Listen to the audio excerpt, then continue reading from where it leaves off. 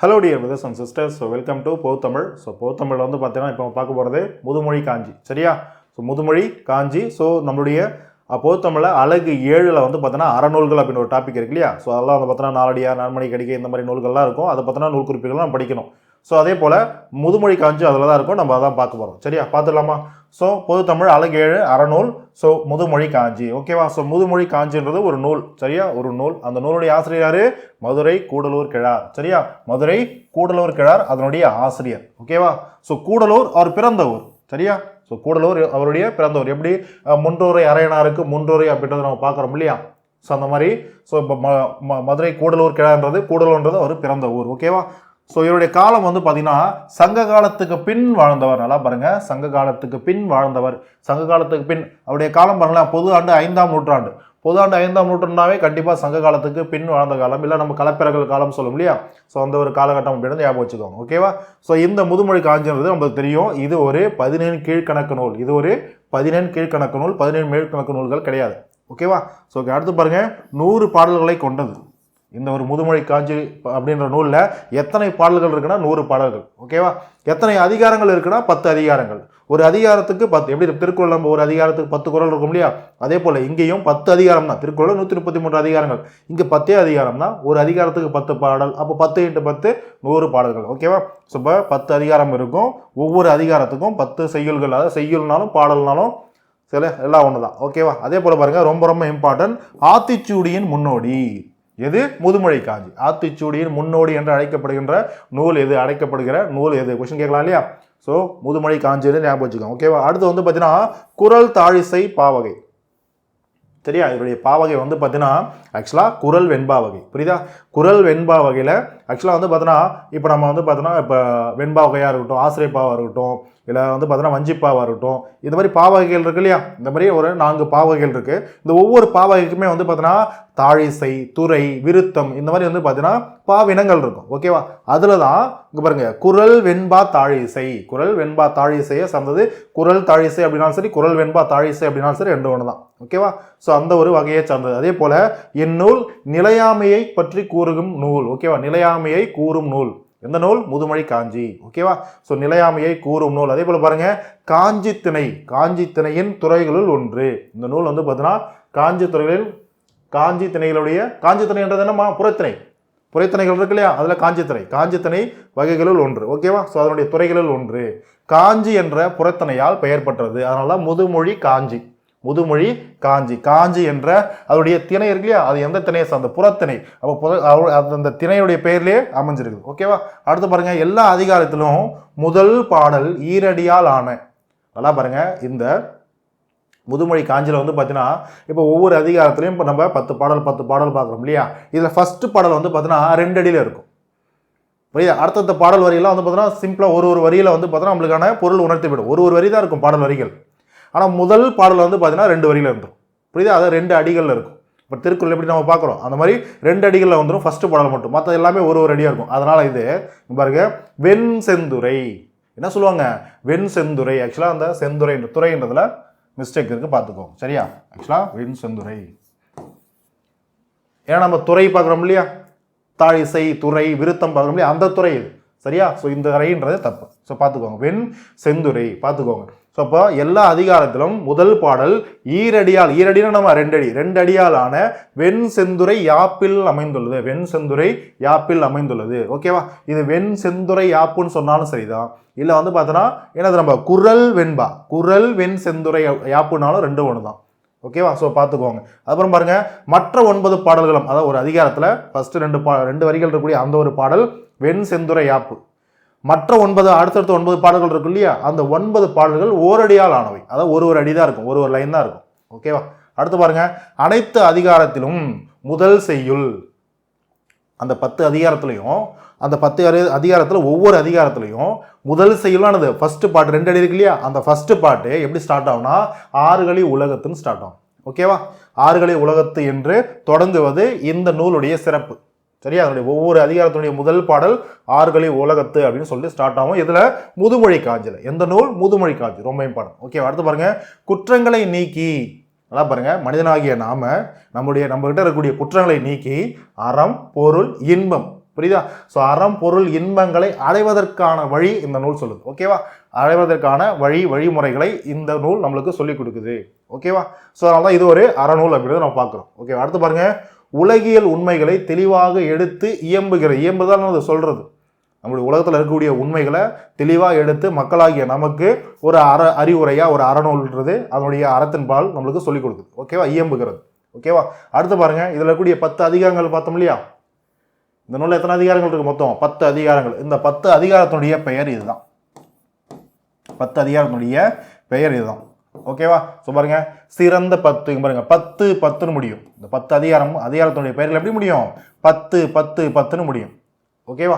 So சிறந்த 10, அறிவு 10, பழியா 10, தூவா 10, அல்ல 10, இல்லை 10, பொய் 10, எளிய 10, நல்கூர்ந்த 10, தண்டா 10. ஓகே, இதுதான் அந்த 10 அதிகாரத்துடைய பெயர். புரியுதா? ஒவ்வொரு அதிகாரத்திலையும் 10 பாடல்கள் இருக்கும். அதே போல இந்த முதுமொழி காஞ்சி நூலுடைய சிறப்பு பெயர் என்னது? அறிவுரை கோவை. முதுமொழி காஞ்சி நூலுடைய சிறப்பு பெயர் என்னது? அறிவுரை கோவை. ஓகேவா? ஓகே, அடுத்து பாருங்க, இப்போ ஸ்கூல் புக்லுடைய கண்டென்ட் போயிடலாமா? பாருங்க, நியூ புக்கில் இல்லை, ஓல்டு புக்கில், 7th ஸ்டாண்டர்ட் ஓல்டு புக்கில் முதுமொழி காஞ்சி சம்பந்தப்பட்ட பாடல் வரிகள் இருக்கும். ஓகேவா? நம்ம பாருங்க, இது ஒரு அதிகாரத்தில் இருக்கக்கூடிய பாடல். நம்ம சொன்னோம் இல்லையா, ஒவ்வொரு அதிகாரத்துடைய முதல் பாடல் வரிகள் எப்பயுமே 2 அடியில் இருக்கும். பாருங்க, மற்ற பாடல் வரிகள் பாருங்க, இந்த 2 பாடல், இந்த ஃபர்ஸ்ட் பாடல் பாருங்களேன், 2 அடியில் இருக்கும். எத்தனை அடி? 2 அடியில் இருக்கும். புரியுதா? ஸோ ஓகேவா? ஸோ 2 அடியில் இருக்கும். அது மட்டும் இல்லாமல் என்னென்னு பார்த்துருப்போம், ஒவ்வொரு அதிகாரத்துடைய முதல் பாடல் ஆறுகளி உலகத்தும் தொடங்குதா? ஓகே, சரியா? மற்ற 9 பாடல்களும் என்னது? ஓரடியால் ஆனவை. அதாவது ஒரு லைன் தான் இருக்கும். புரிஞ்சுதாமா? ஸோ ஓகே, இதுதான் இப்போ பாடல் வரிகள். பார்ப்போமா? இப்போ இந்த பாடல் வரி அது என்ன பொருள் சொல்லுது பாருங்க.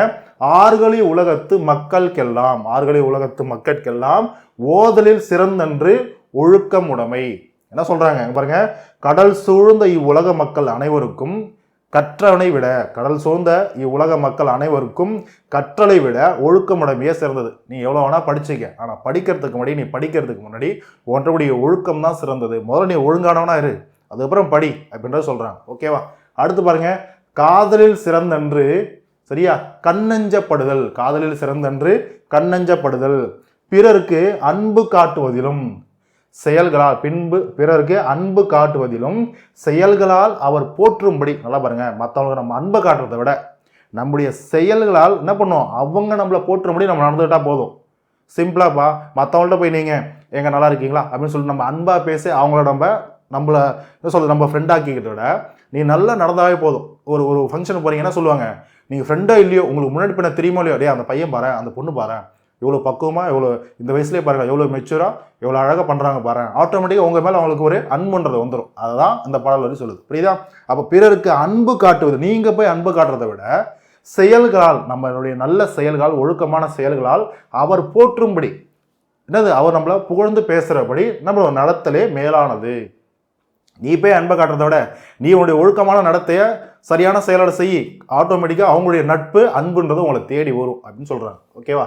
அடுத்து பாருங்க, மேதையில் சிறந்தன்று கற்றது மறவாமை.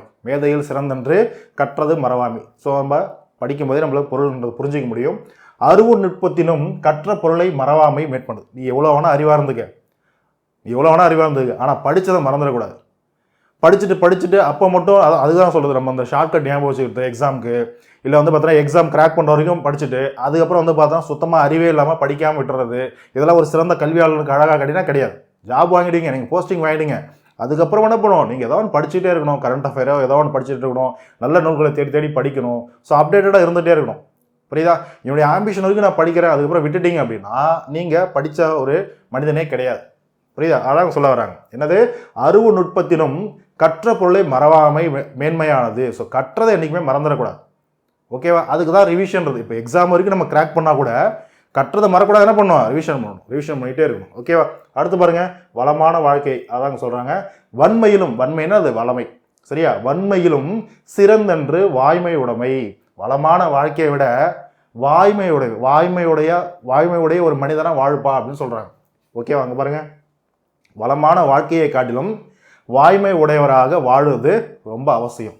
ஓகேவா? அதுதான் உயர்ந்ததுன்னு சொல்கிறாங்க. ஓகே, அடுத்து பாருங்க, இளமையில் சிறந்தன்று மெய்ப்பினி இன்மை. இளமையில் சிறந்தன்று.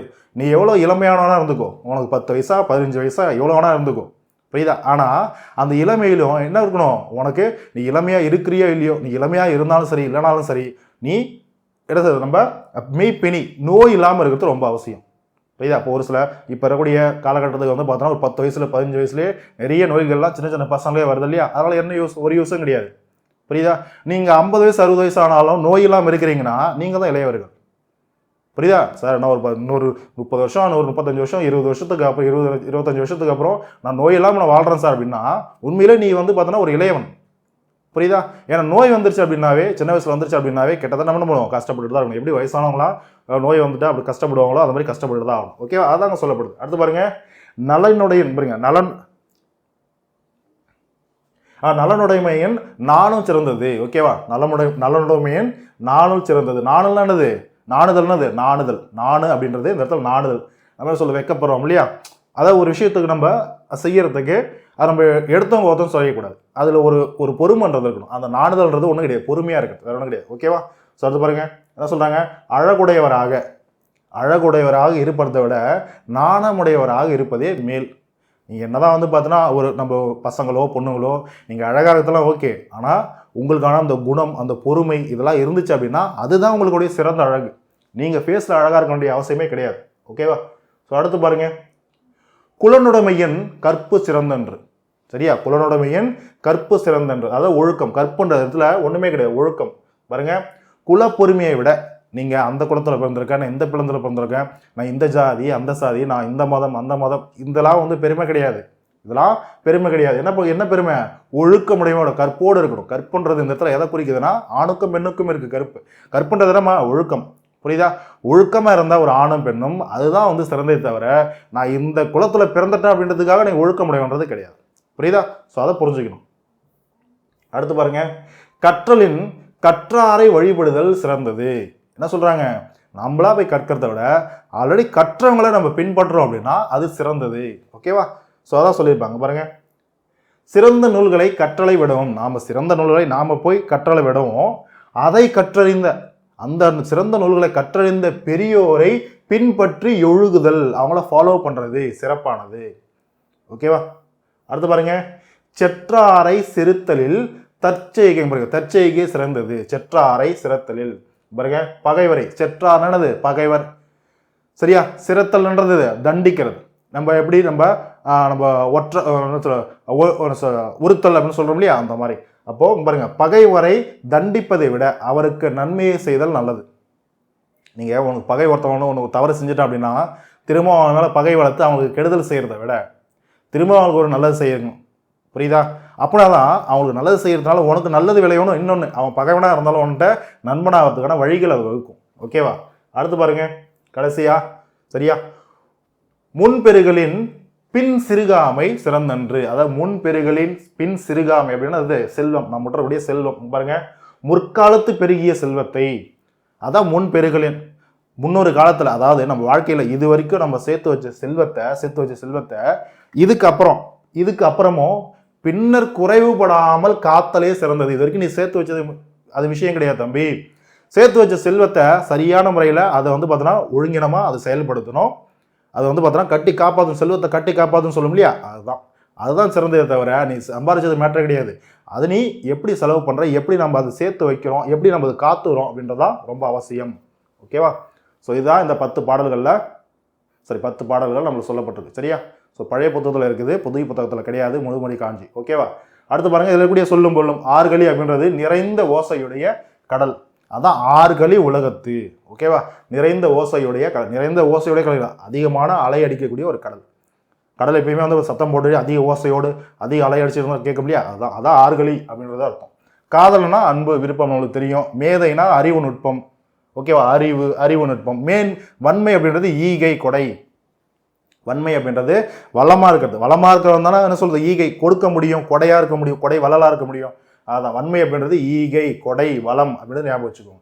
பிணி அப்படின்னா நோய், மெய் அப்படின்னா உடம்பு, நாணம் அப்படின்னா செய்யக்கூடாததனை செய்ய அச்சப்படுறது, புரியுதா? பொறுமை ஒன்று, பொறுமையாக இருக்கானா என்ன, ஒருத்தன் பொறுமையாக இருக்கானா என்னன்னா அவசரப்பட்டு ஒரு விஷயத்த செய்யக்கூடாத ஒரு விஷயத்த செய்யறதுக்கு அவன் என்ன சொல்றது கொஞ்சம் அச்சப்படுவான், பயப்படுவான். அதனால என்ன பண்ணுவான், அதை செய்யாமல் பொறுமை காப்பான். சரியா? ஸோ அதுதான். அடுத்து பாருங்கள், சிறந்தன்று அப்படின்றது சிறந்தது அப்படி உங்களுக்கு தெரியும், பேரில் நேரடியாக இருக்குது.